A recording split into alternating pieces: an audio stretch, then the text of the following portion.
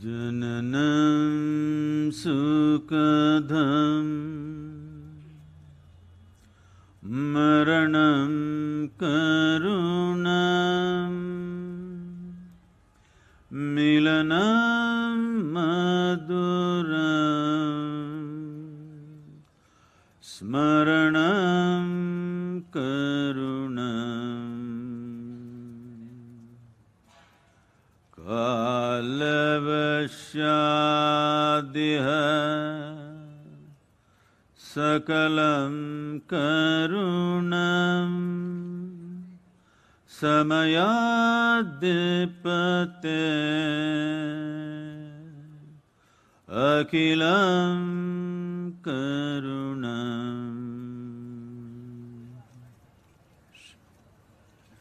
Namaskaram to everyone. Oh, if the lights can be turned down on us and a little bit on the people, on the audience, it'll be nice. Turn down these lights. I know cameras won't be happy, but it's okay. It's about the people. We can turn this down. I'll tell you why.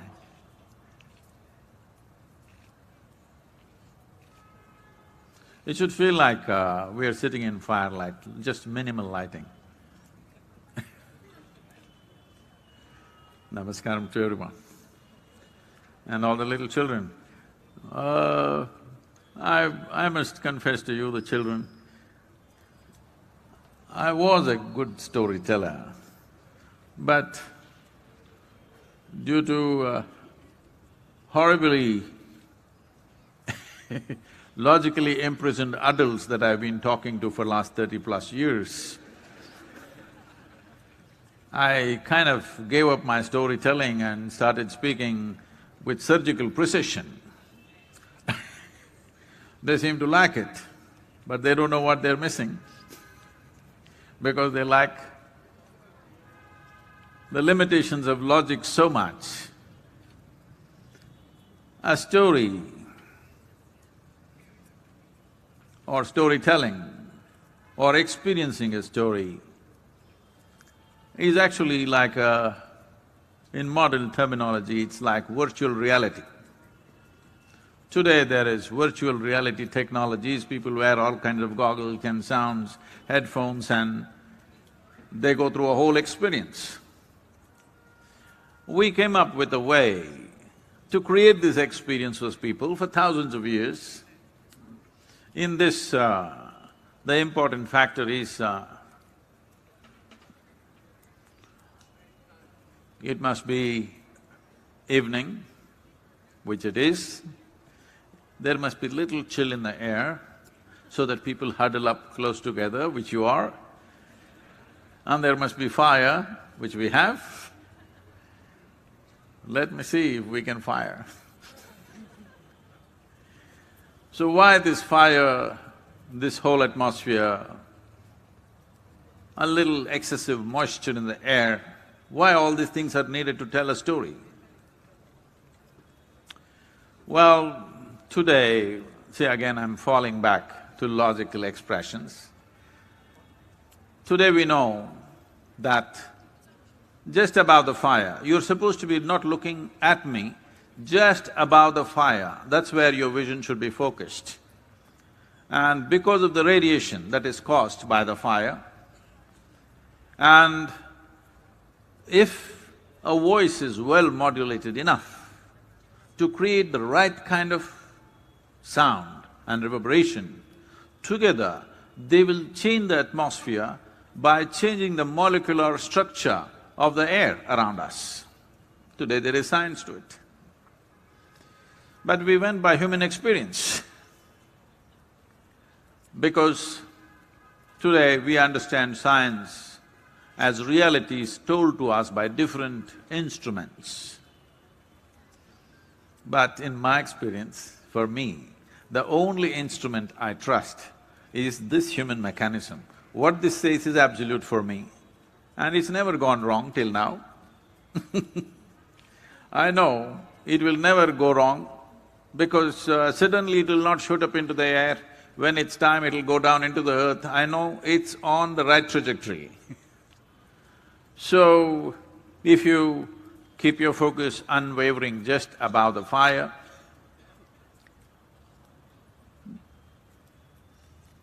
Indian stories are not designed to say something and in the end say the moral of the story is this one. This is not a moralistic nation. We did not run this country or this culture based on rigid morality. We always conducted this society by seeing how to stir up your humanity. Because we saw if your humanity is overflowing, you don't need any morality. But in every generation, there must be people who will be constantly stirring up your humanity. If that doesn't happen, without the moral code, then people go a little crazy, which I think we are seeing right now a bit. So, those of you who in between go to their own stories on the cell phone, this lady, hello, yourself, no, you're not supposed to go to your own story, you're supposed to be staring a few inches above the fire and allow the transformation that happens around you to impact you. Because a story is a virtual reality that you experience. A story is not a bunch of facts and in the end one stupid moral, the moral of the story is this. This is not that kind of storytelling.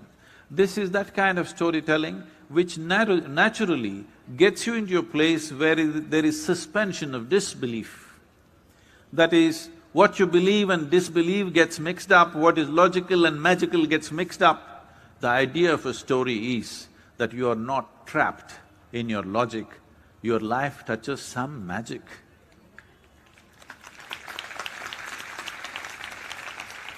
If you're logically all correct, the only satisfaction that you have is you're correct, but you will miss everything in life. Life needs little magic, because life is magic. Because you don't know where the hell you came from, suddenly you're here, everything fine. Isn't it magic? That suddenly you fell out of your mother's womb one day and you go about like your whole life and poof, one day you're gone again without a sign. Isn't this magic? Hello? Isn't birth and death magic? Birth and death definitely is magic, isn't it? Always surprises you. What makes you think the in-between space is not magic? In-between space is also magic. Because you got trapped in the limitations of your logic, you're not experiencing the magic. So story is a time to suspend a few things, not bother about this and that, especially the messages that are coming on your phone. Hello? And allow this to transform you. When I say the fire, the radiation, the heat, and the reverberation of a voice, it can transform the atmosphere. Well, because you know you're logical people, only the front little bit, the children may be little less logical, but they're also getting there very fast. So there is scientific evidence to show you how sound and reverberation can reorganize the entire process around you. There is, in the life energies that we are, we identify 5 basic dimensions of energy. These are called pranavayu, samanavayu, udhanavayu, apanavayu and vyana. Among this, udhana is important here because the udhanavayu within you, if you have little mastery over that, then it enhances your ability to communicate and your voice loses all its rough edges and it becomes a very comprehensive sound that it can have an impact. Now, this is not the kind of impact that you do by throwing phenomenal facts at somebody. This is simply, you're not making music, you're not saying something phenomenal, you're saying something very simple, but still it must have an impact. Because if that impact is not there, your ability to communicate is gone with people, you will have to fight through all kinds of resistance. Now, these reverberations, how they impact not just the human being, not just your mental structure in terms of how you think and understand, like and dislike a particular story, it just can reorganize the entire system. The water molecules within the body and various other aspects of the body can reorganize themselves. As a part of this, I wanted them to show you, many of you might have seen this, there is a short video about experimenting with reverberation and how it changes the patterns of physical structures. Please play the video, let them see this. You should see it more, Chauhan, so that you can sing and transform. Hey, this is a private chat, you're not supposed to overhear. You just gave me the mantra for some magic.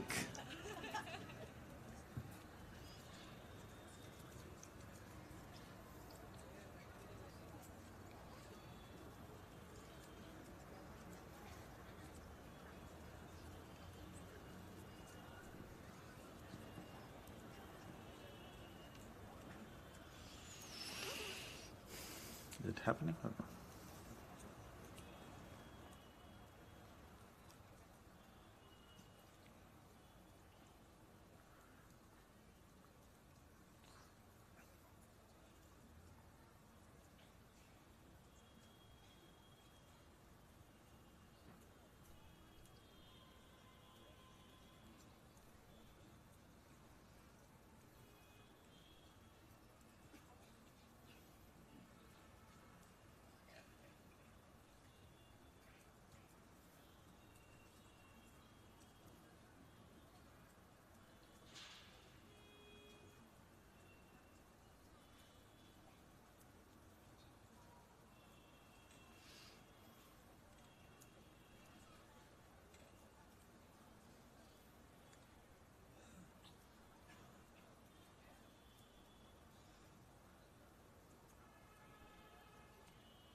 No, audio.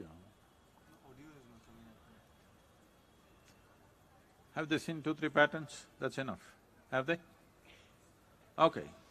So, the story is not about the content of the story. All of you, if you can… not so much light, okay? That was good, what was earlier. If you… this is an important thing about story, that is, without blinking your eyes, you must be staring just a few inches above the fire and simply listen. And whenever I ask you a question or something else, you don't have to answer yes, no, this, that, you just have to say, Hello?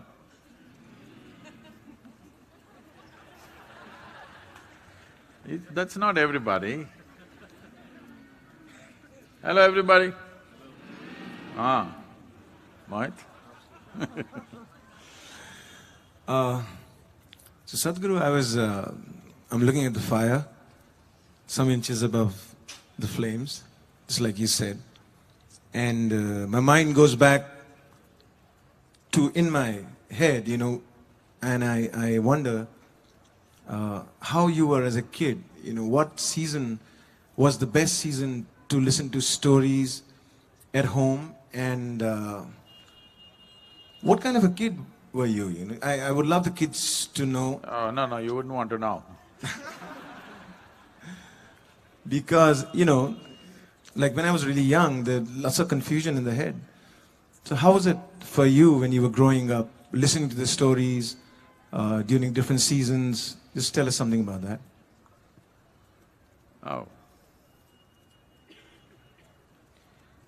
I did not have any confusion, it's just that I didn't know a damn thing.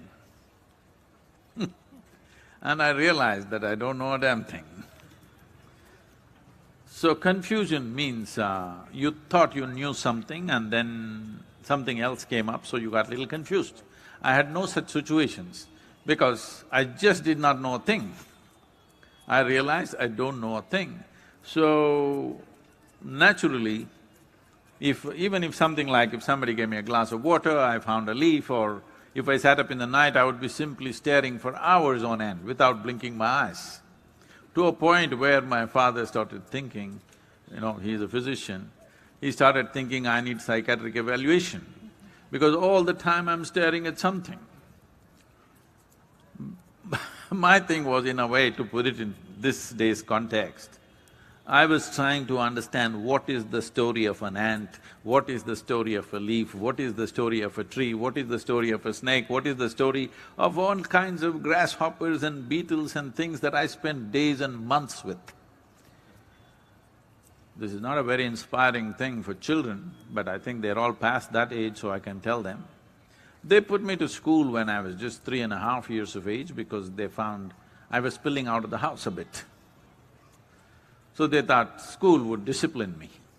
So there was a maid who would walk me to the school and she wants me leave inside. I threatened her, "You leave me at the gate, I don't want you to come inside." So this deal went on, she would leave me at the gate, I would wait for her to go, and then I would also go somewhere. And I found at that time I thought it was some Grand Canyon, okay? It was a Grand Canyon in my experience. I went there and I started my biological research. So my father being a doctor, he had lots of… those days, those penicillin bottles were there, tiny little bottles. Because there were so many of them, I didn't think he needed all that, so I emptied dozens of them with medicine, whatever there was, and I filled this with tadpoles and insects and bugs and creatures, and my school bag was full of that stuff. And almost for 2.5 months, I think, I did not go to school, I did my research in this great canyon. But then one day they found out and then they destroyed everything. They called my canyon a gutter.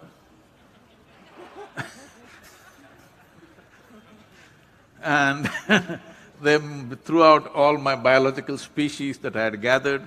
I don't know if some of them have become extinct, maybe I could have saved them. So that's how I began school, so it's not very inspiring for the children, maybe.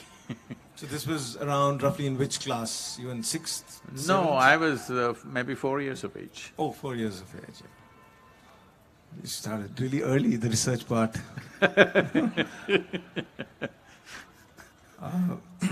When I was growing up and, in the hills behind my house, there was this big patch of green and a little bit of forest.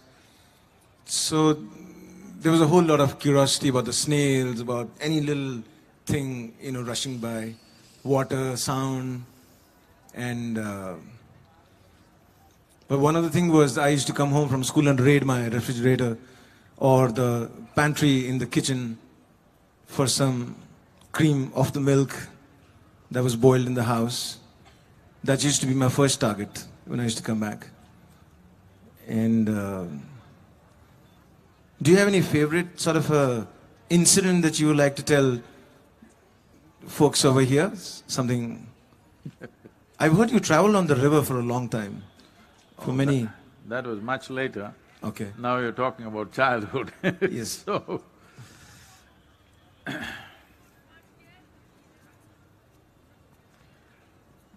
I think my school stuff, I think everybody knows, and children are here, I better not share the school things. I think you can, Sadhguru. They're not saying anything? That's adults only. Give us a louder mm. All right. Thank you. So just a few days ago when I was about 4 days ago I was in Baku, there somebody was telling me that, how they're not able to remember so many things and about their own life and various things as time passes.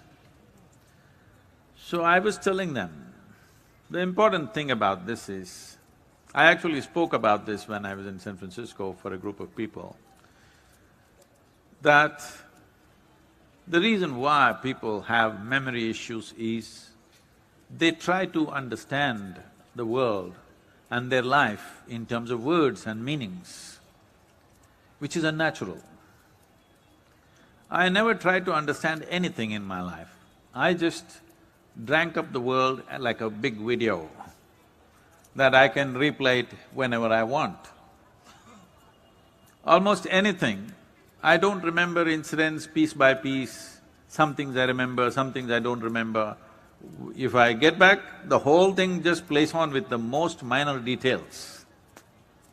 It's like, I traveled this part of Himalayas, the Char Dham thing, from the age of 19, 27 years, every year I trekked in that area. So the first part of it, going in a bus, I always sat on top of the bus. Always on the top of the bus. These buses were called Bhuk Hartal buses, because he will leave at 4:30 in the morning from Haridwar, and to reach Badrinath, he will reach before the sunset, he has to cross the gate. So he won't stop for lunch, nothing, he will just be gobbling his chapatis and driving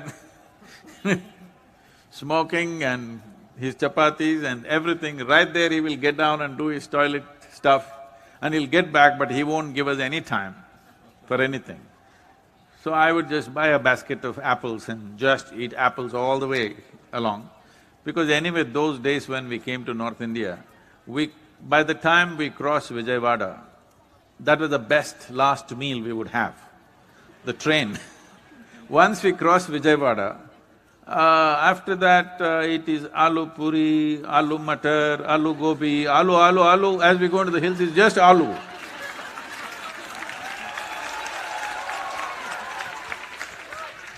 So by the time I come to Haridwar, I'm almost done with aloo. So I'm just eating apples all the way. So I would always sit on top of the bus because I don't want to miss anything. And later on when I started driving on these roads, now I think the traffic has increased. Even then there were lots of landslides and things. These are not things to share with the children, but I always drove on the Himalayan roads. I think, I used to touch like 130, 140 kilometers on the Himalayan roads. People would think, crazy, how do you know, Sadhguru, you will go off the road somewhere? I said, I've been so many years, it's almost like a reverse video in my mind. I'm just playing it, I know where everything is, because I don't try to remember anything. People are trying to remember something, that's a big problem.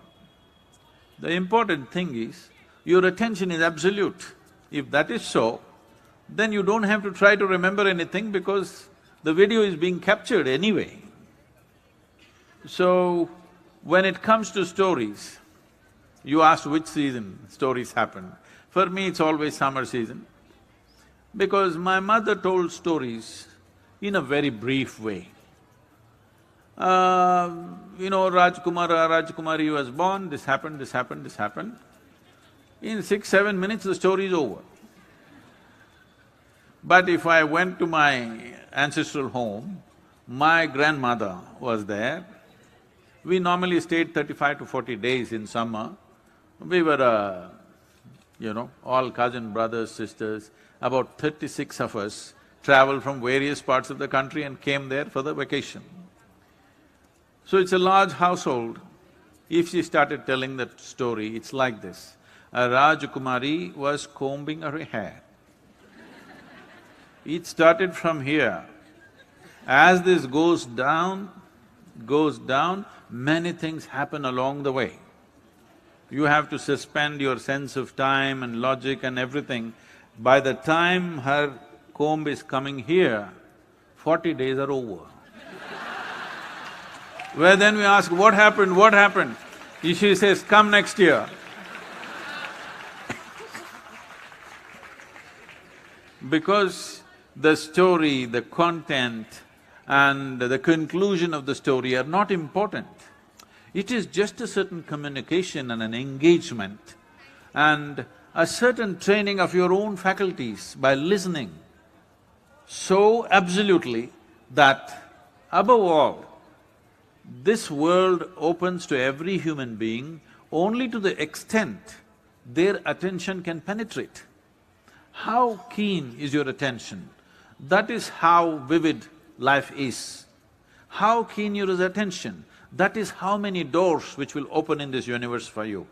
So story is that possibility where it captures the attention in such a way, it doesn't matter what is the content of the story, who are the people in the story, it is true, it is… this is all the Western nonsense has gotten into us. Is it a true story? God damn it, it's a story and it's true. Was it true? That doesn't matter. Right now, it's a true story.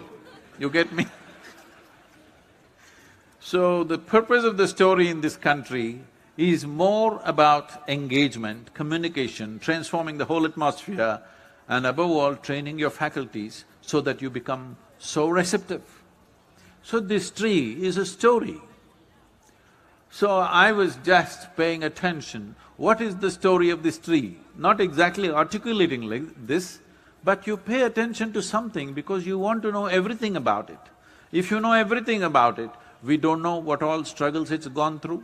Every time people gather here, what fears it goes through that they may take it down everything it's going through. I would like to know the story of the tree. If only people had heard the story of this tree, oh, we would have definitely created a better world than what we have right now.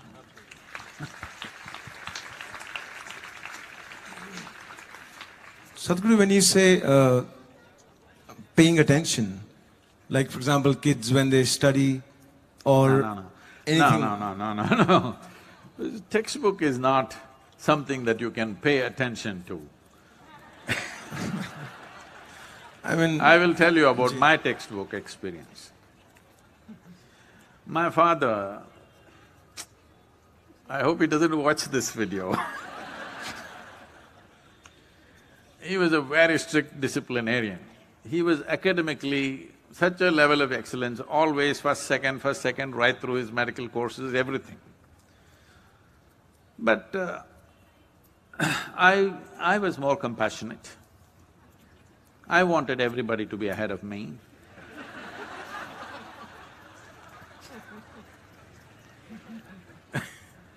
So, all my test papers, I always… very consistently, I got only 6 zeros. I remember this so well that I hope we're still torturing the children with that monthly report card. Are we? Still? Huh. Even if the dinosaurs evolve, the schools don't evolve.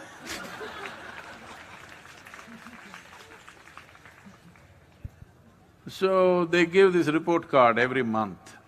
Always it was a yellow card. Is it still a yellow card?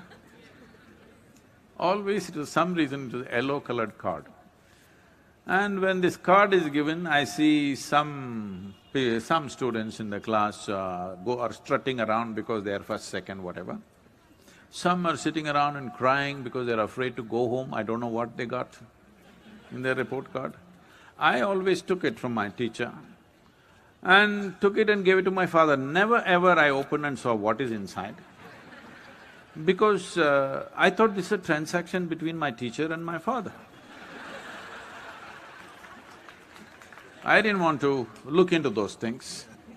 But for all my school life, I did not write a single alphabet in my test paper, because somewhere it was against my aesthetic that somebody is going to test me and tell me how I am doing. I didn't like it.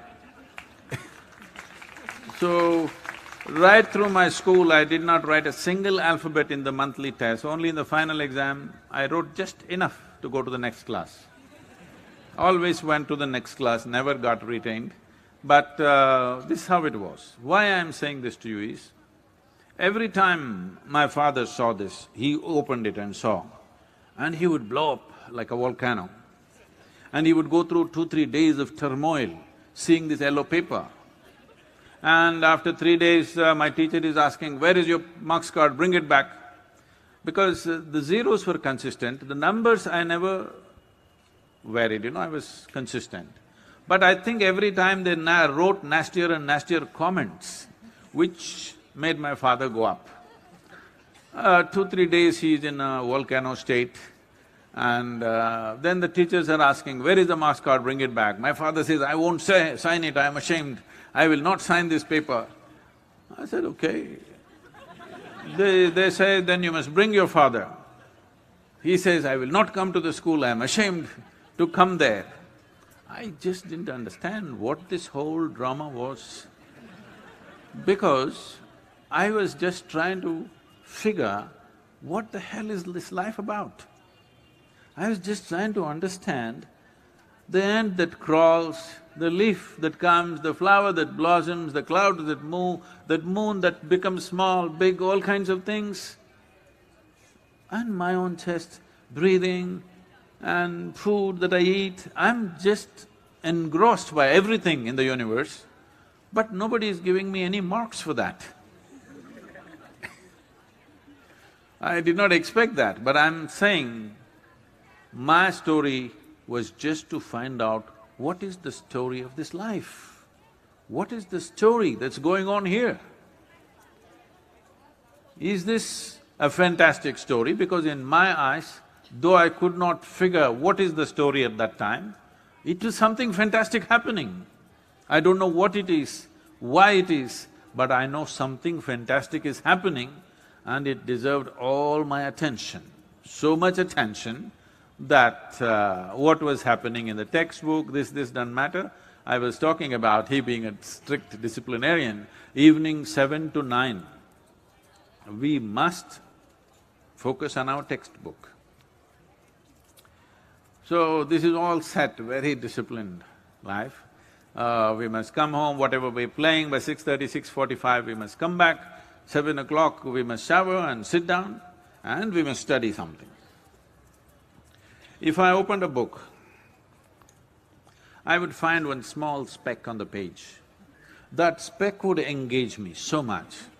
Next 2 hours, I would be just watching this speck. This speck would become like a doorway to the universe for me. But I wouldn't read a single word in the textbook. But I wouldn't be looking around here and there. Anybody who's looking at me, in their imagination, they would be thinking I'm reading. But one little tiny speck on the page just absorbed me so much, I just couldn't move away from it. It took me a lot more time to realize, ultimately anything you want to know, it is in training your attention, not just gobbling up information. If your attention is trained, it can do phenomenal things to you. That is what storytelling is about, to train your attention beyond your logic, beyond your likes and dislikes, beyond what you think is right and wrong, simply to be able to be absolute attention to something. And story is capable of cultivating that attention in children. So my grandmother told the most fantastic stories, and I will never be able to tell like her because she would go into such details, such details. I didn't believe a word that she said, but it was so fascinating. And she trained all our attention, absolutely, with her storytelling. Shall I share one of her stories just to… Yes, sir. Absolutely. My great-grandmother lived to be 113, 113 years of age. Now, when she was 65 or 66, I think her husband passed away around that time. And after that, after 2-3 years, around 60, when she was 68, she decided she will move out of the home where she was living. It's a very large household, very, land-owning family, big land-owning family. So she moved out and built a small temple, not for any god, but for herself. She is that kind of a woman. People used to say she's a devil of a woman, not because she harmed anybody, she did anything, simply because she wouldn't die. She just wouldn't die. Everybody thought her husband died, some of her children died, I think all of her children died before she went, and some of her grandchildren died, a few great-grandchildren died, but she just won't die. So, and another thing, reason why they called her a devil is because she would laugh. If she laughed, a hoot of laughter, the whole street would shake. Those days, women were not supposed to laugh so loudly. They were supposed to laugh in a controlled way, hee. Beyond that, they're not supposed to laugh. I don't know how men lived with women who cannot laugh. But it was so, they were not supposed to laugh, but this woman could not control. When she laughed crazy. So they said she laughs like a devil. So I started thinking, oh, devil is the laughing one, what does the God do? Nobody ever talked about him laughing. So, all this. Anyway, she lived a very ecstatic life in the sense, she would be sitting and when I saw her, she's over 100 years of age. She had hair right below her knees flowing, huge amount of hair, and tears flowing from her eyes and laughing and sometimes singing, sometimes dancing, over 104, 105 years of age at that time, dancing wildly and tears and laughter. When she's in the puja room, I could go and do what I want. I would displace all the gods and I sit there. She's okay with that. With anybody else, they would kill you. But she was fine with anything, and she would take flowers with her feet and throw it to the gods like that. So, as wild as she was so sensitive to life that, you know, when she was living out, but when we children went, she would come to see us. In the morning, if you give her breakfast, this guy who's standing and telling his whole story, the blue-shirted man, please, hello? Yourself. He didn't understand what is attention.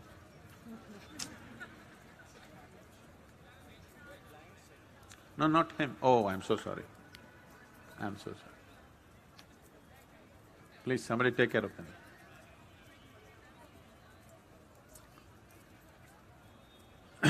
So, if they gave her breakfast, she would take this and feed it to the ants, to the sparrows, to the squirrels, and she would simply sit there.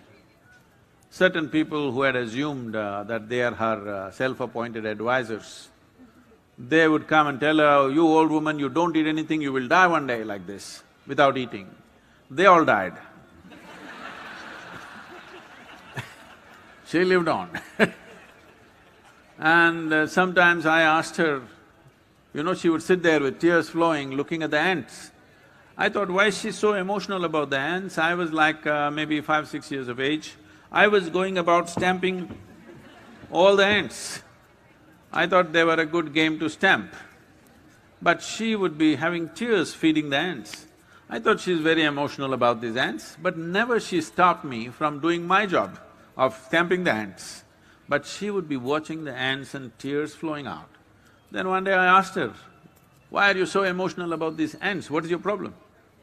She laughed and she said, "One day you will know." It took me over 20 years to realize what she said. For me to experience what it is to be knowing life beyond the limitations of your own physicality and your psychological structure, to know life as it is happening right now. That this is a living cosmos. Either you are a part of it or you live here, you versus cosmos. You versus cosmos is a stupid competition to get into. Hello? You versus cosmos is an absolutely idiotic competition to get into. But this is how it is. If you are committed to your identity of being an individual, unknowingly you have become you versus the cosmos. You're talking about one's insecurities, anxieties, sufferings, all this is just this. You are you versus cosmos, you have to suffer, how else? So to realize that your body and mind, your physiological structure and psychological structure is not a trap, it is a possibility to go beyond. To realize that it took over 20 years for me after she said those words, but this is the power of storytelling, that it takes you beyond the logic of your psychological structure. And when we sat there listening to her, though I didn't believe a word of what she was saying, I knew she never met these Rajkumaris and Rajkumaras and their hair and stuff, she was probably talking about her own hair. But the important thing is, she grabbed our eyeballs, absolutely, absolutely. And that was the only function, really. She grabbed without uttering one endearment, without telling I love you, without even hugging you or kissing you or anything. She just grabbed us and made us a part of herself. This is the power of storytelling. So that's how I experienced storytelling. Every summer we were just waiting to get back there. But I saw her only consciously, probably only 5-6 years after that, at the age of 113. Till the last day, she was completely independent. At the age of 111, she got throat cancer because in those days, women were allowed to use tobacco only after they got married. Before marriage, they could not use tobacco, but after marriage, they could use. So she got married at the age of 14. On the very first day, she exercised her right. From that day onwards, she's been chewing tobacco. 99 years she chewed tobacco. At the age of 111, she got throat cancer. She refused to go to the doctor, she refused to take painkillers, she refused to be treated. About 1.5 to 2 years she suffered, it was swollen like that. I saw her in that condition, she couldn't speak, but she simply sat there without medication, without painkillers, and after 2 years of that extreme pain, she left. Until the last day, whatever she needed, she was doing for herself, living in her own temple. A temple not for a god, but for herself, because she felt she deserves a temple.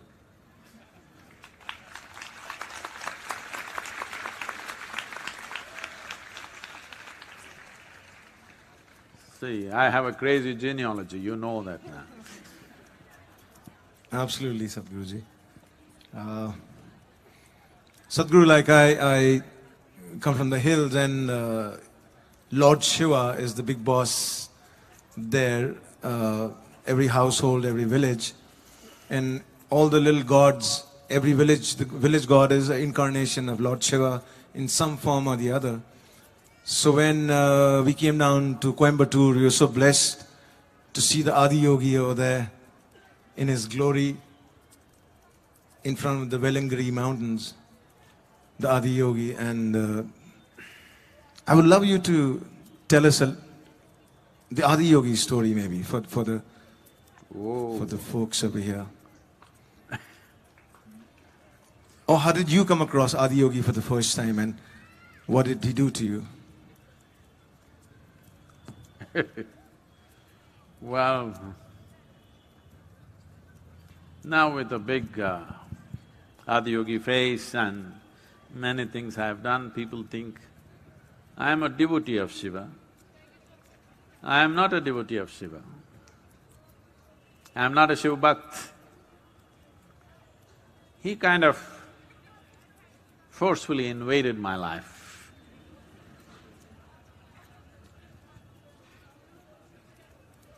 At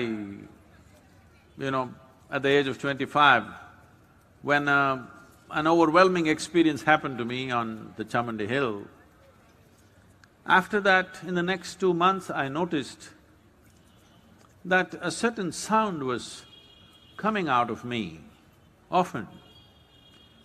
Initially, I thought for some reason my breath is rasping.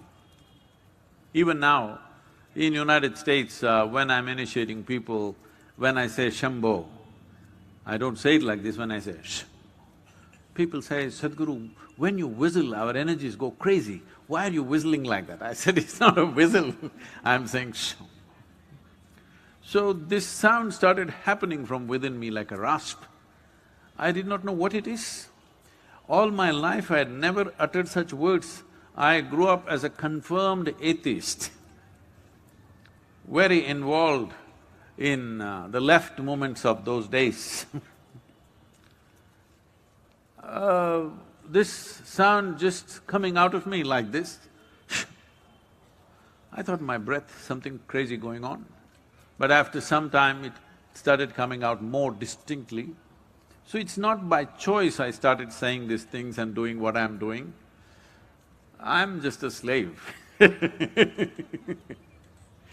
And initially I fought. Then I knew this is like you versus cosmos game. I'm smart enough to understand it's not worth fighting. So I became his party.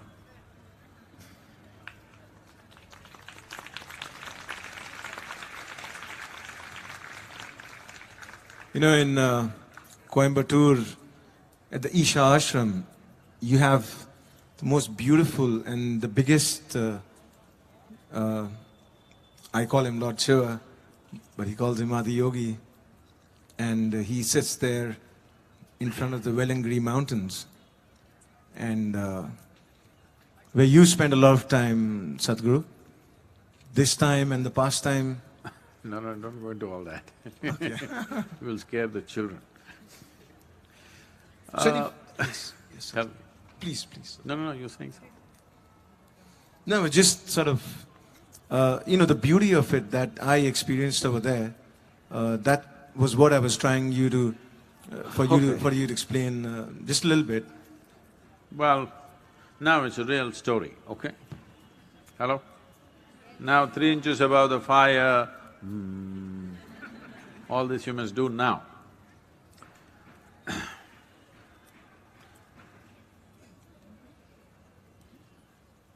This happened many millennia ago because in the mountains they call him Shiva. We'll go by that name when he is there. When he comes south, we will call him something else. There was a young woman in the southernmost tip of India, which is today known as Kanyakumari, which is… we always say Kashmir to Kanyakumari because this is supposed to describe the spread, the latitudinal spread of this nation. So Kanyakumari, even today, there is a temple for Kanyakumari. The story behind this is this: her name was Punyakshi. She was like an oracle for the local population, who tells them when the rains will come, who tells them about the crops, who tells them about various things that may happen in that society. So she's a very valuable oracle for them. But she fell in love with Shiva, okay? No WhatsApp. You must be wondering, the children, the young girls are wondering, how did she fall in love from Kanyakumari to Himalayas? Was she messaging him? No, no phone, no WhatsApp, no message, no Instagram, nothing. Just like that, hearing about him. So many stories wafted down this subcontinent and reached her ears. She imagined him, she created a virtual reality. See, I want you to understand this. People are thinking virtual reality is a new technology. What I'm telling you is, your entire life is a virtual reality because you are seeing life only the way it happens in your mind, isn't it? Right now you think you see me, but actually what's happening is this light is falling upon me, reflecting, going through your lenses, inverted image in the retina. You are seeing me only the way I'm projected in the firmament of your mind. So you have a virtual reality going. Everything that you experience, what you see, what you hear, what you smell, what you taste, what you touch is just like this. You know it only the way it happens within you. You don't know how it really is, in the sense, you don't even know which is light and darkness. If you sit with an owl, what's an owl in Hindi? Ullu. People here, I think in North India, people think an owl is a stupid bird, yes? If somebody is stupid, you say ullu. But that is not the understanding everywhere. In many cultures, people think owl is a very wise bird because it simply sits there, looking at everything like this. So, owl is considered a symbol of wisdom. If you sit with an owl and start an argument as to which is light and which is darkness, endless argument, isn't it? You never can decide who is right, because being a democratic nation, if we go for a vote, all the creatures which see night as light and day as darkness, their numbers are more. Hands down, they'll win the election. Yes or no? More creatures come alive in the night than in the day on this planet. So, even what is light and darkness is just your reality, it is not the thing. Everything in the universe is like this, your sense organs are opened up only the way it is necessary for your survival. Every other creature has their sense organs as it is necessary for their survival.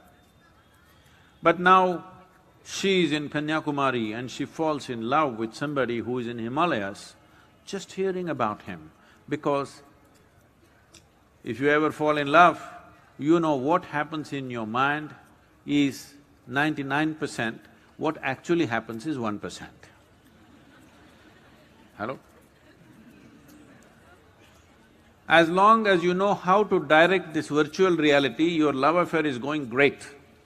When you start observing what is happening in that 1%, you are in trouble. Yes, this happened. You okay for a story inside a story? I'm trying to use my great-grandmother's methodology.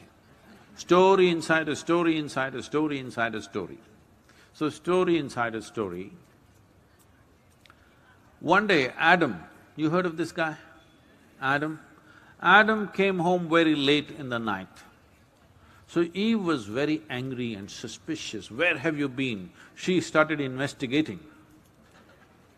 After enduring some amount of investigation, he said, "Come on, where would I go?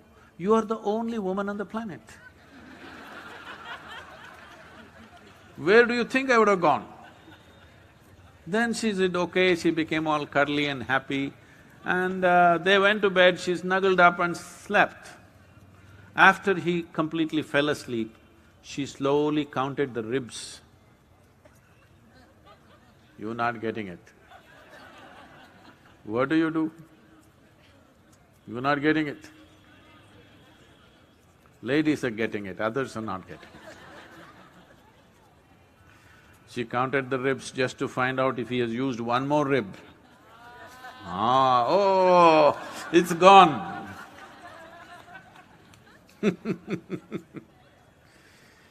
So, she fell in love with Shiva and she did not blow kisses, she threw her heart away, northward. Somehow Shiva caught it. And though he was an ascetic, a yogi, but married, but this heart was so vibrant, he could not say no.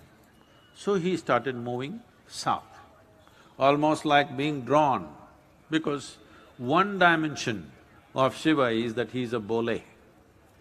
That is, he is innocent and has no intention or determination about anything, whichever way it draws, he goes that way. This heart was so intense, he simply started moving south. The community around Punyakshi did not like this, because they knew if she gets married, she will go away and they will lose an oracle, a very valuable person in their society. So they tried to convince her in so many ways, but She has already thrown her heart away. So what to do? Either she has to go, but she is a young woman, instead of that she is waiting for the rubber band effect to bring Shiva here.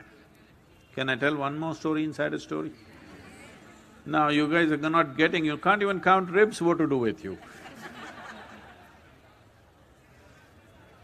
So story inside a story. This is stupid to explain it's a story inside a story, you should not, you must figure it out.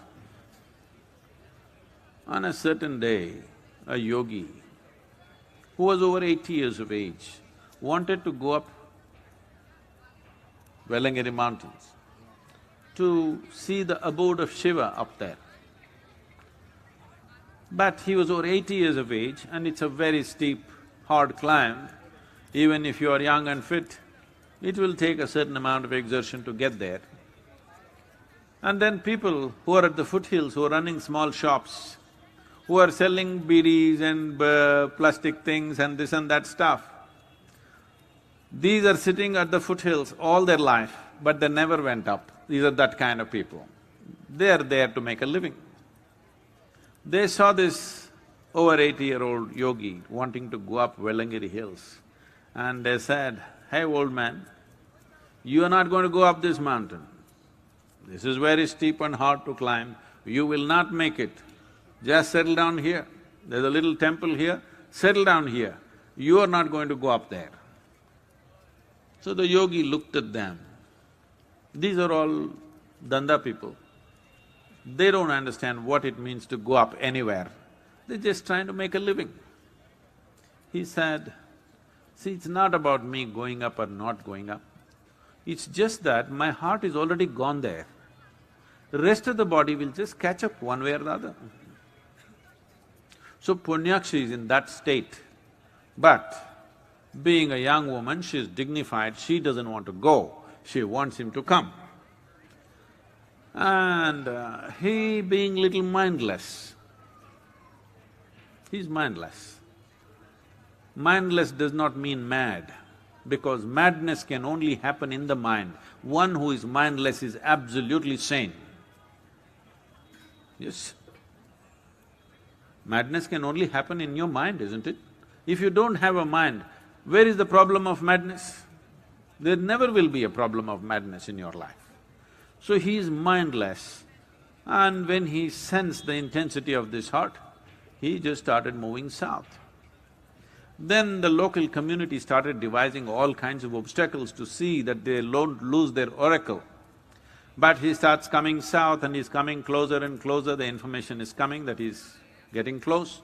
So these people went halfway up, met him up there and said, "You cannot marry this girl." But he was in no mood to even listen. He just kept going south. Then they said, "See, if you want to marry our girl, you must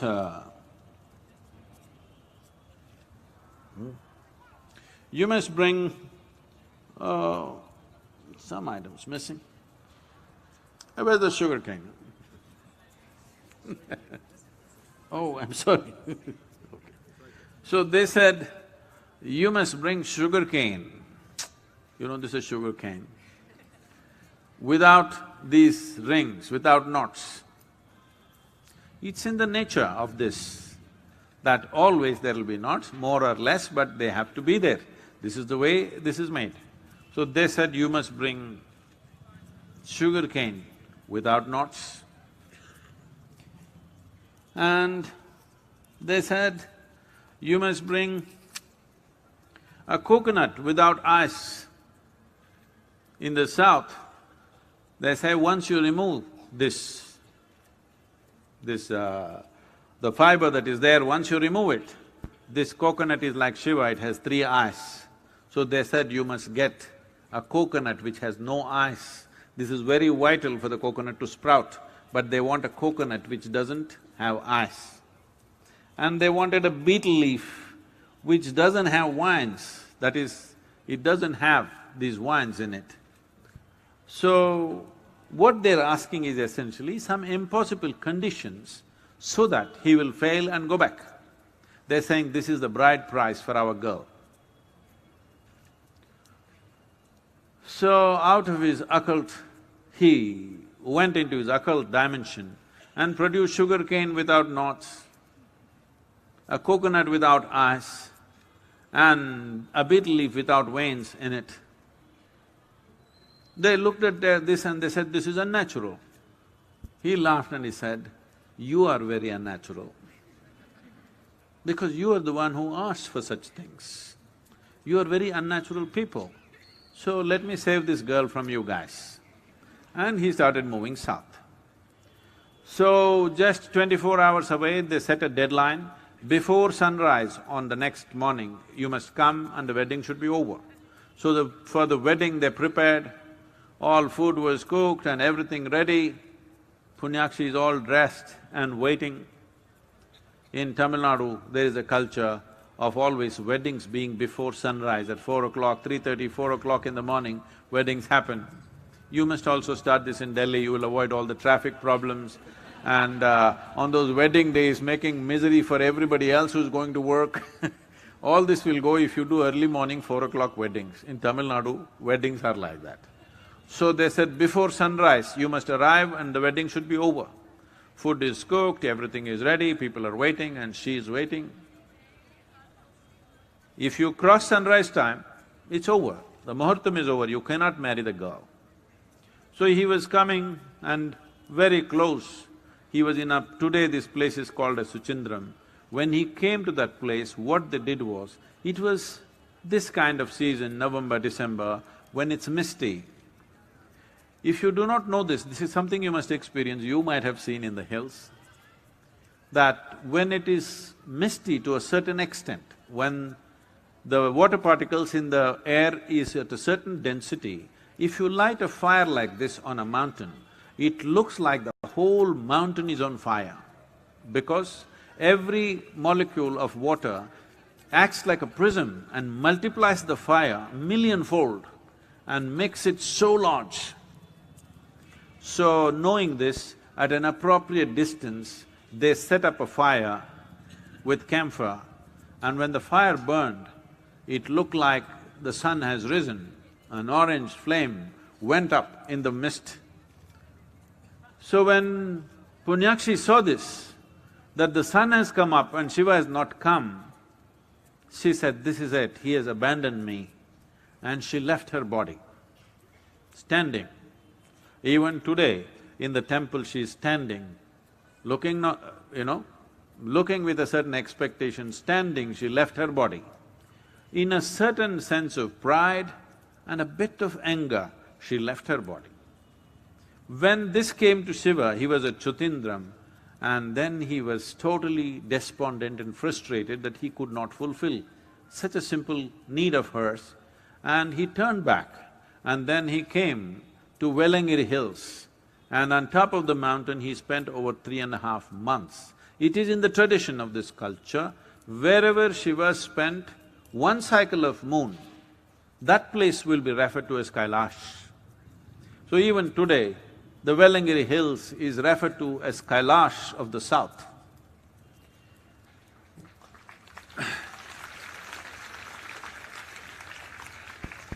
Right from my infancy, right from my birth, I would say, this is a strange thing, probably, or people think so at least, I don't think it is strange. I think every child is capable of this. I remember things that happened around me when I was 3.5, 4 months of age. Simple things, not some earth-shaking events, simple things. I even remember what kind of sari my mother was wearing. She was having conversation with somebody, some local gossip, that also I know. When I grow up, I say, "You were saying this to this lady." She would be shocked, "You were just few months old, how the hell do you know this? Did somebody tell you?" These are not some things that somebody can tell you, because these are innocuous, small things, not some big events. So, right from that age, always in the background of my eyes, always I had a mountain peak. Till I was 16, I believed that everybody's eyes have mountain peaks. Only when I was 16 years of age, when I spoke to my friends about the mountains, they thought I was crazy. They said, "You're crazy, you lost your balance. Where are mountains?" But I really believed everybody's eyes have a mountain peak, because it was constantly there. In my wakefulness, in my sleep, always there. So after 16 years of age, I started looking for this mountain. I trekked the whole of Western Ghats. I traveled from Goa, southern tip of Goa to Kanyakumari 11 times on my motorcycle, climbing every possible peak, trying to find that mountain. By the time I was 19, I knew it is not there, so I moved to Himalayas and I started trekking in Himalayas. The moment I saw Himalayas, I knew it is not there because what I was seeing and the terrain was very different. It is only in 1987, I stepped into Coimbatore city and I realized the mountain is somewhere here. How this happened is, morning 3:45, I got off the bus, Mysore, Coimbatore, I take a night bus, it arrives too early, and I got down and suddenly this hit me, I didn't know what. I kept my baggage down in the bus station, I sat on the baggage and that's it. For over 1.5, 2 hours, I was sitting right there, I didn't realize what happened to me. I knew this is somewhere here, but it's not like I'm thinking about it, I just lost sense of time. It is only around 6:15, these auto rickshaw drivers coming and poking me and asking where I want to go, that I really came to my senses. I knew it's somewhere close by. I found it in 1993, that is Wellingiri Hills. After I saw that peak, this vanished. When I saw it, I decided this is where we will set up the yoga center, and that's where we are today.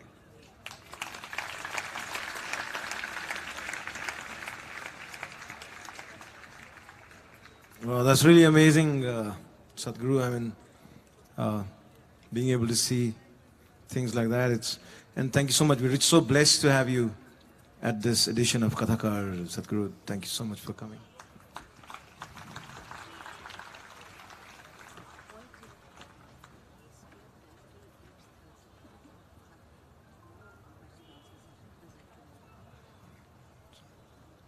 I think this…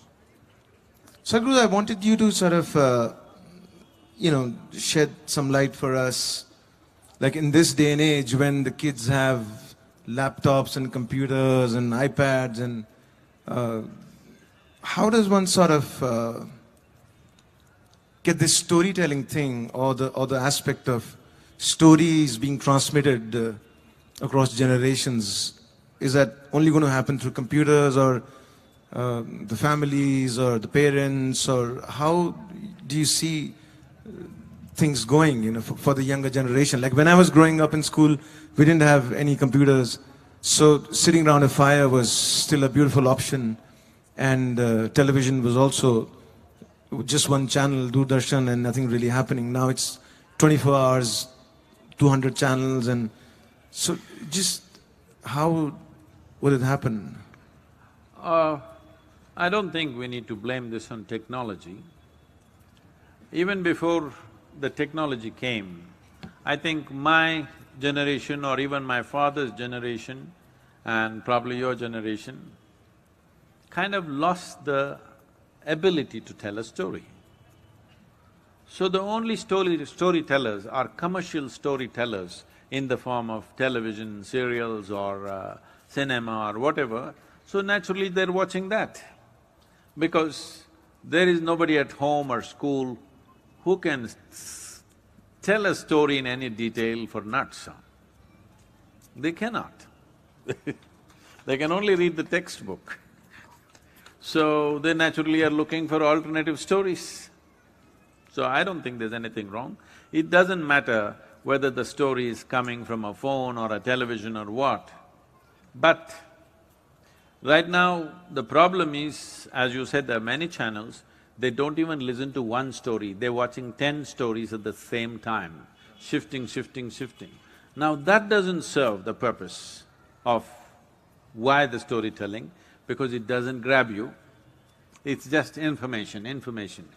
This crime is ours, because this is how we made education seem. We made the children understand education is all about information. But anyway, a time is coming where as artificial intelligence grows, probably in the next 15, 20 years, education as you know it will be totally meaningless. Everything that you can do by gathering information, assessing it, assimilating it and projecting it outside, a simple gadget will be able to do better than somebody who thinks they are very intellectual. So everything that you can do with your intellect, a simple machine can do. This happened to me when I was 13 years of age. When I was 13 years of age, the children will laugh at me. When I was 13 years of age, for the first time, I saw a flatbed calculator. Those days, Sony calculators and National Panasonic calculators came. Sony's were 125 rupees, National Panasonic was 100 rupees. So everybody bought 100 rupee calculators. Somebody brought this machine to me and showed me, tuk, answer came. I looked at this and immediately I said, then if this is the thing, why the hell are they torturing me in my math class? Why this mathematics class for me? Because all the teacher needs is this. They can find out the answer right here, why are they asking me? Why are they asking me 2 plus 2 how much? It's all here in this machine.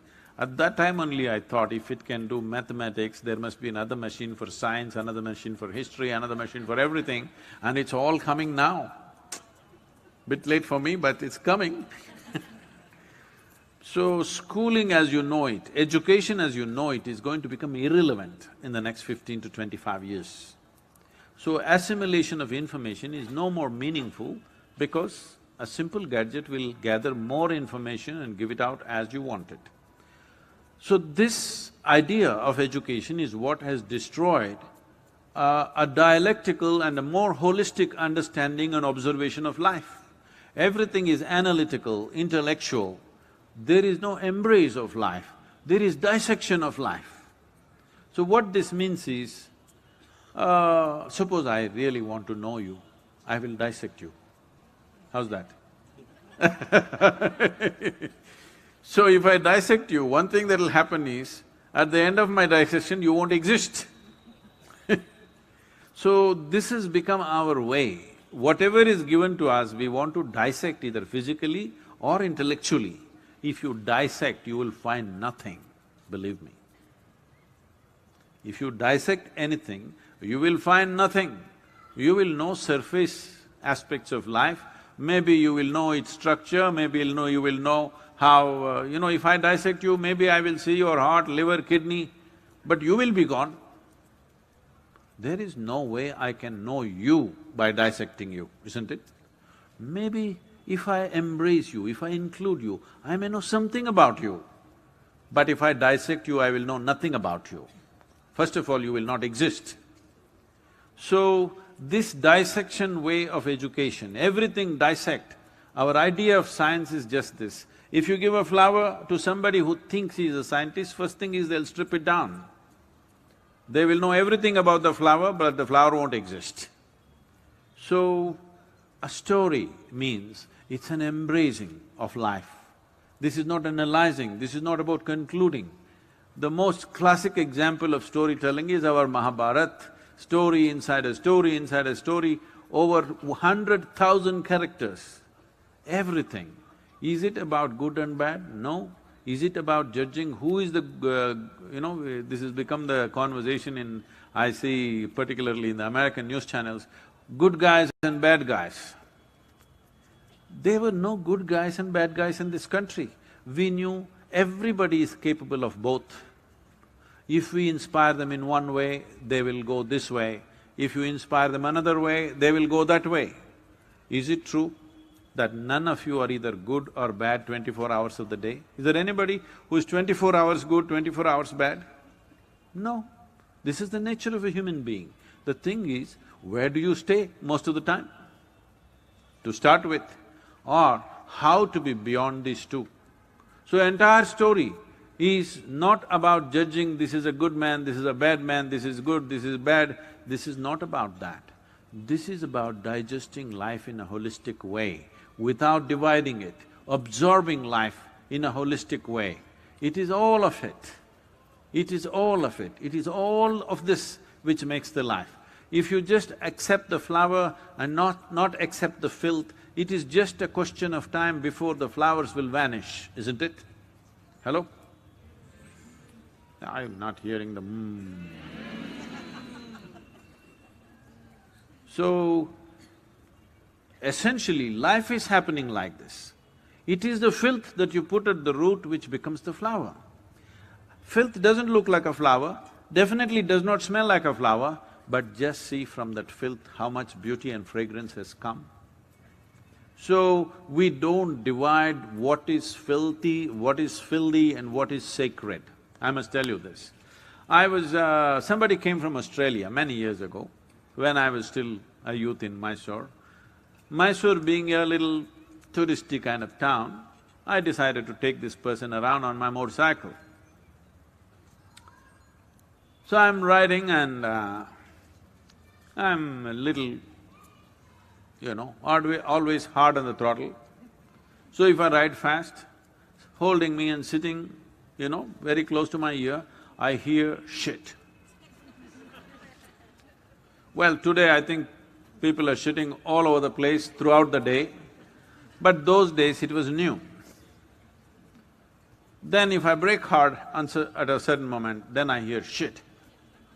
If they see something beautiful, oh shit.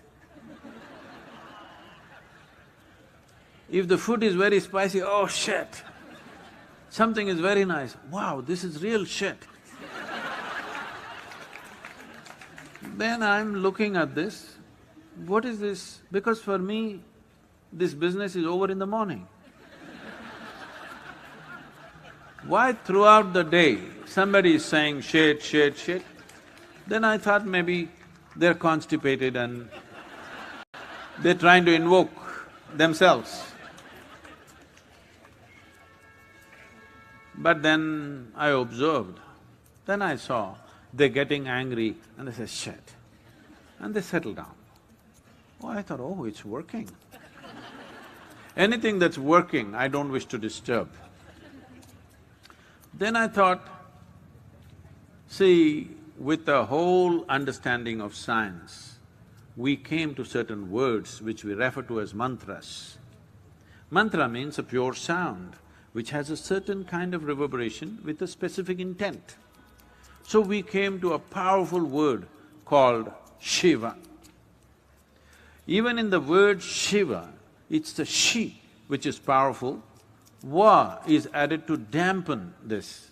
For those of you who don't understand what I'm saying, we conduct programs where we prepare people to a certain level of sensitivity. When they come there, if they say Shiva, they'll burst with energy. When this burst happens, you need some control. So sound Va has been added. So these people accidentally, unknowingly, maybe intuitively, they've arrived at the same sound, shit. Then I thought, oh, this is not a problem for me. When I said this, people said, how can you say Shiva and shit are the same thing? Shiva is the highest, shit is the lowest. Then I asked, well, if these words are stored in your brain, I don't know how they are stored, in case they are stored alphabetically, they are just right next to each other. Because in your mind, you cannot hold Shiva here and shit here. There's no such arrangement. Hello? Do you have such an arrangement? Why I'm saying this is, because the moment you divide something as filthy and sacred, good and evil, God and devil, you have divided the universe. You will never know the reality of your existence. You will only dabble with pieces of life. So, story and the fire just come up, okay? And your attention can take you beyond this division that you create in your mind, because the nature of the intellect is this. If I ask you a simple question, do you want your intellect sharp or blunt? You must choose, I'm going to bless you right now. Sharp.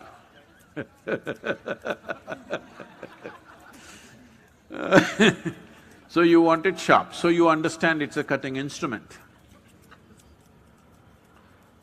I was trekking in Tibet, when, every year we've been going to Kailash, Mansarovar treks. So I'm in a tent and doing some work. Another person is cutting an apple inside the tent. And there's one more person, and that person is telling this person who's cutting the apple, be careful, it's a very sharp knife. It irritates me, because I call something a knife only if it's sharp. Hello? If it's a child, I understand. This is a grown man, he must know how to handle a knife, it's not such a complicated machine or something.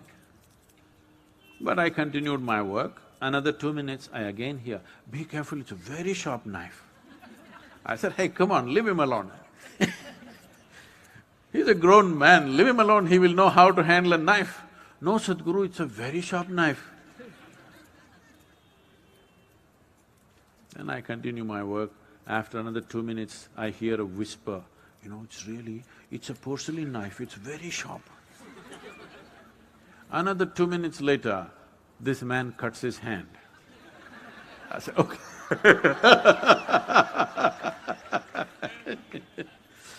See, knife is not a dangerous instrument. Why we do not give a knife to a child's hand is because a child's hand is not steady, yes? Not because knife is dangerous. Every day, a knife is saving more lives than it's taking lives, isn't it? In an irresponsible hand, it may take life. In your home, it is making your food. On the surgery table, it's saving thousands of lives every day. Without a knife, could you do? But if you have cutting job to do, you must use the knife. Suppose you want to stitch your clothes and you do it with a knife, you will be wearing tatters. Sometimes when I see all these people wearing these denims, I'm thinking maybe they were using knives to stitch these pants. In India, still they're just leaving patches. I'm seeing in United States and also I went to Russia. In Russia, the pants are almost gone. Hardly there's anything left, everything is gone. I thought they must be using a knife to stitch these pants, and that's why this is the consequence. Knife is a good instrument to cut, but it is not a good instrument to do anything and everything, isn't it? So similarly, your intellect is a good instrument to dissect a few physical things and know, but it is not a good instrument to know life, because it'll cut everything into pieces. By the time you analyze somebody that you know, they're finished. After that, you can never look at them with any sense of love or affection. Yes or no? These days, that is why relationships keep falling apart, because you try to analyze them, finished. Because once you analyze them, there is not a single human being, if your intellect is sharp enough, I'm saying, if your intellect is sharp enough, not one goddamn single human being on this planet can pass the test. Can I tell you a story inside a story? A lady went to the butcher's shop and a lot of this chicken were hanging. For some reason, human beings have this kind of, kink in them. For a chicken, its feathers are its dress, colorfully dressed they are. But they pull out all the feathers and then they say this chicken is dressed. I never understood why. You pulled off all their clothing and then say, you're dressed, hanging upside down. So the lady went about, lifting a wing and smelling like this and wrinkling her nose, lifting a leg and wrinkling her nose. From chicken to chicken she was going. This was having an effect on all the other customers, they were all looking, maybe it's old, maybe it's bad and whatever.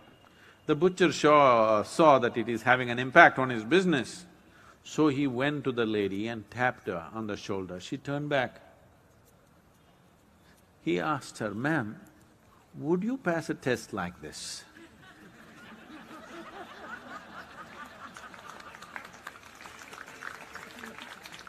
So I'm saying if you apply your intellect on anybody, sharply, you will see not a single human being can pass the test, including yourself. Hello?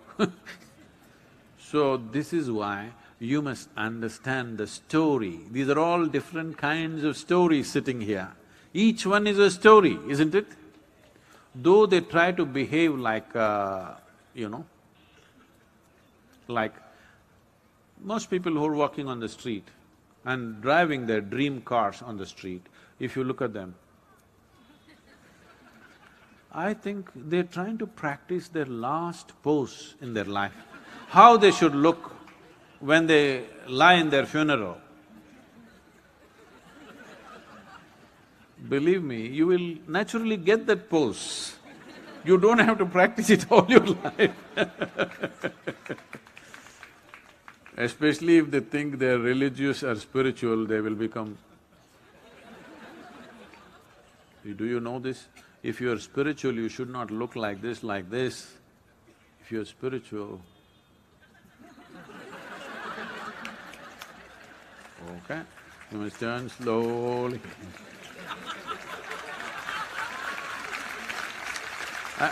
Oh, the camera's caught me.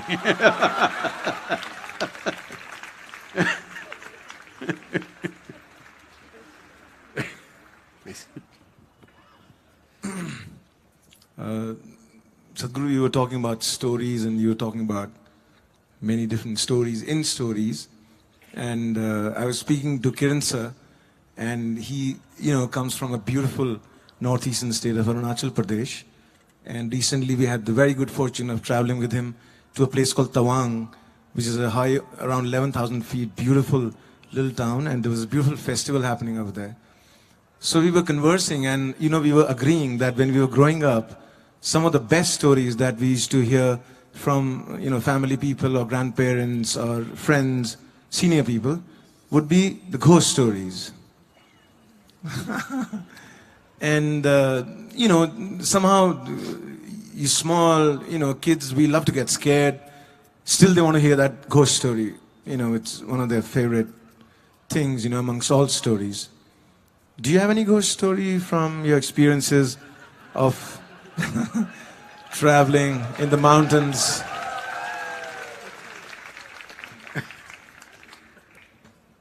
Wow. This is really getting him into trouble. See, the purpose of telling you ghost stories was not to scare you, but to give you a hair-raising experience. This happened in a barber shop in Louisiana state. The whole place was filled with all kinds of horror comics and ghost stories and all kinds of things, only that. No newspapers, no other magazines, only these things. So one day somebody asked the barber, said, "Why have you put your whole place with these kind of stories in your saloon? You don't have anything else, nothing about styles, about fashion, nothing, only ghost stories and horror stories, why?"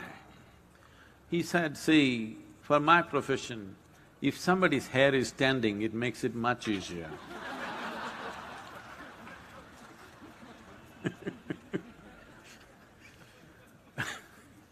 So the idea was to give you a hair-raising experience, not to scare you.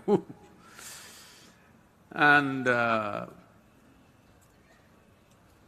must tell you, this fascinated me so much that there was a man in Mysore city who was also working in the Mysore City Corporation as some official, but he was known to be some kind of a ghost buster or tantric or whatever he is.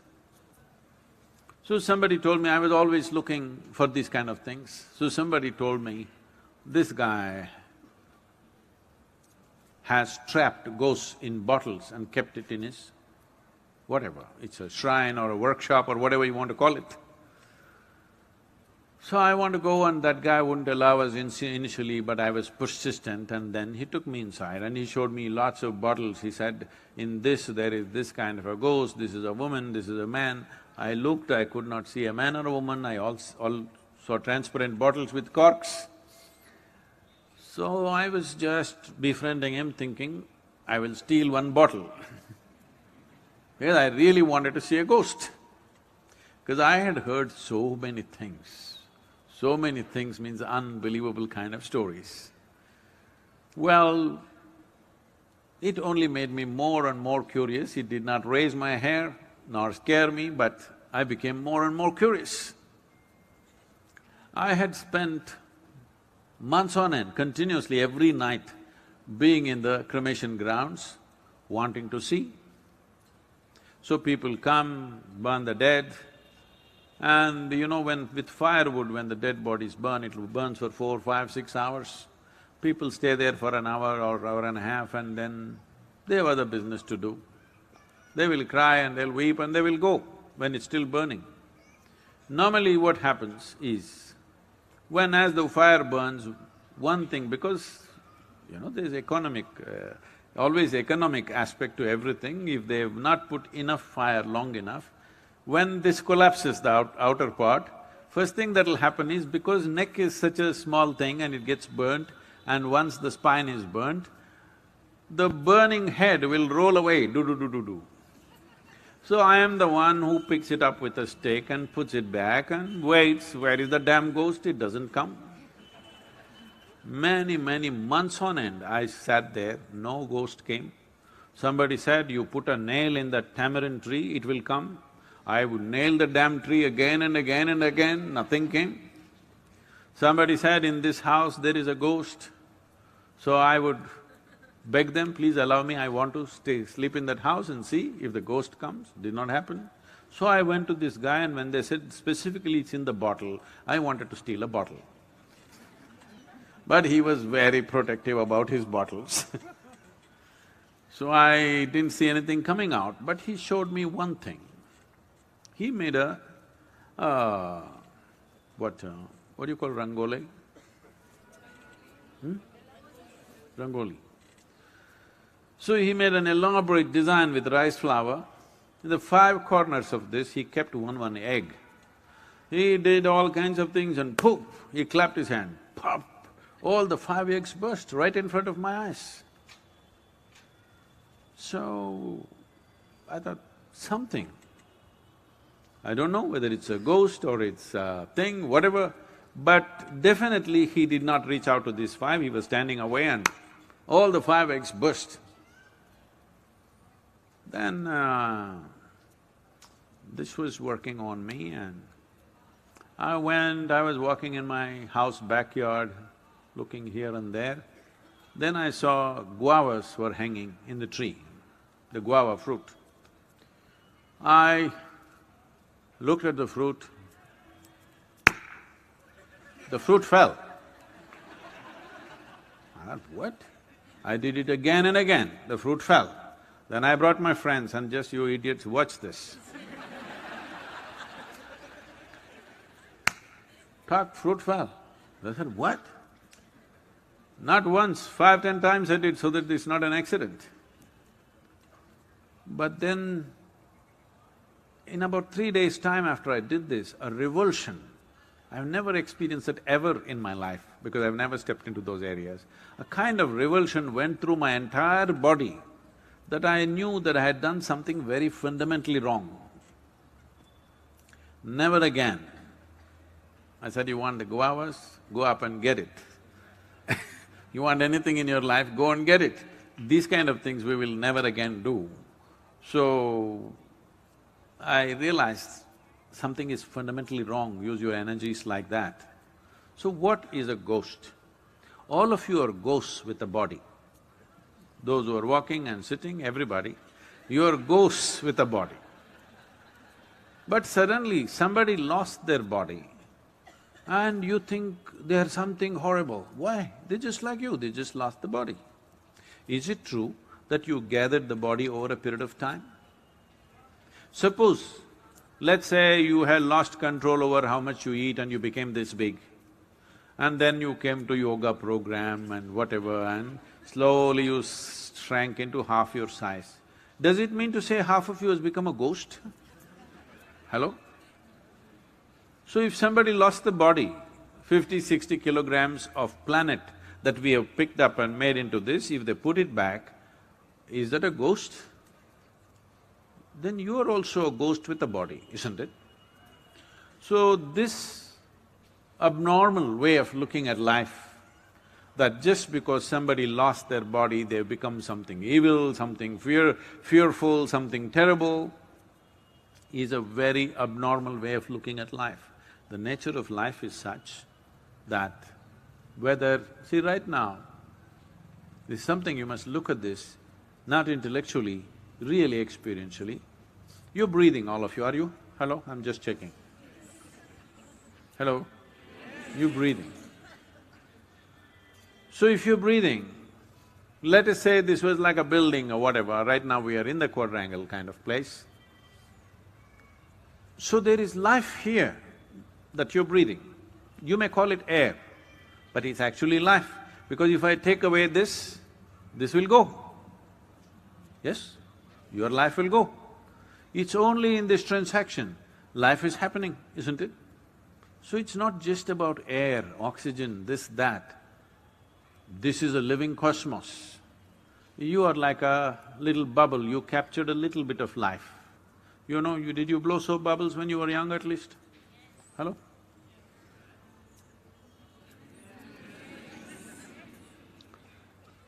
So when you blew your soap bubble, you got this big bubble, I got that big bubble, let us say. We were looking at this, oh, this is my bubble, this is your bubble. Then they went poop. When they go poop, you don't say, this is my air, this is your air, isn't it? This is just like that. This is just a bubble. You captured a certain amount of life and it's functioning in a certain way. When this bubble bursts, there's no such thing as your life and my life. Well, you may not break the entire bubble, you may break the outer surface of the bubble and the inner surface of the bubble may still remain. Just because the outer peel has dropped off, do you call that a ghost?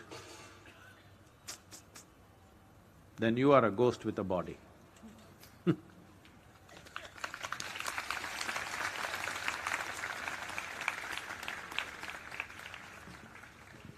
I think if you go any further, they'll think it's a bedtime story and Right.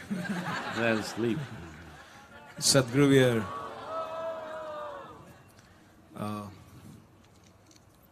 before we do that song that we do, you know, there's this ancient arti, it used to be sung in Shiva temples long time back, now it's not.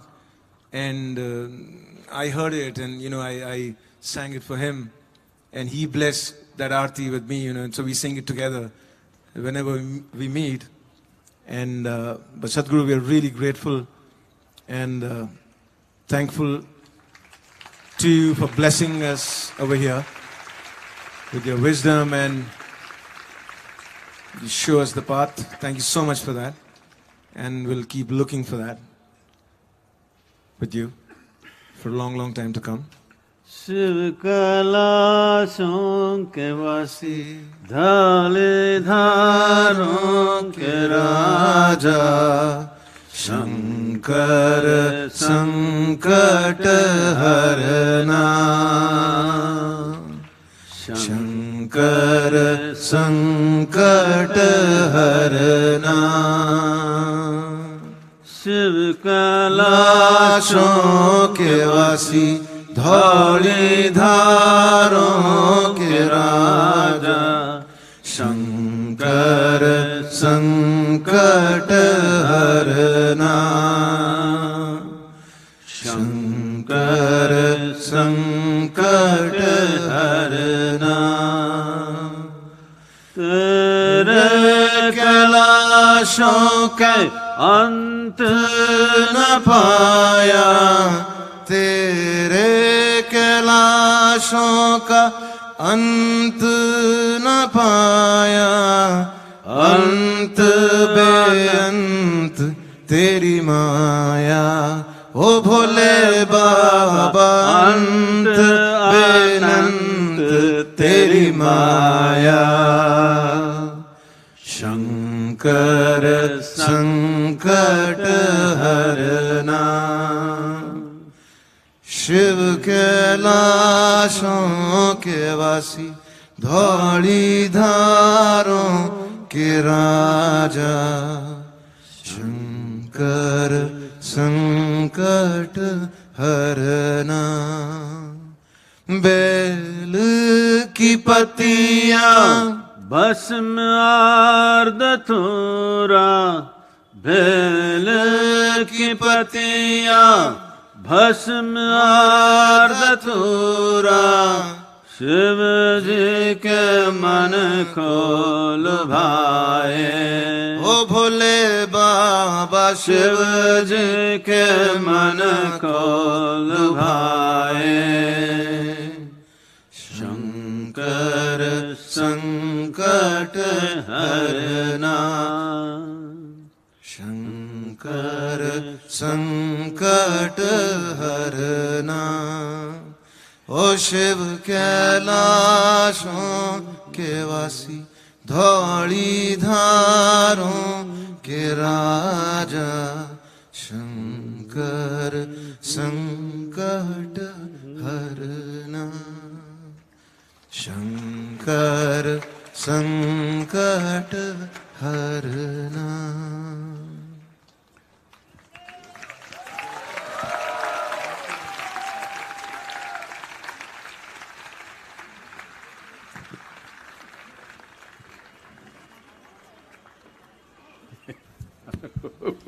Thank you very much, Sadhguruji, Namaskar. for sharing with us through your stories, your insight into life and living.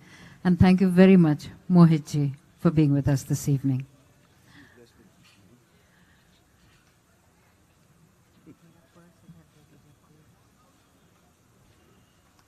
Thank you.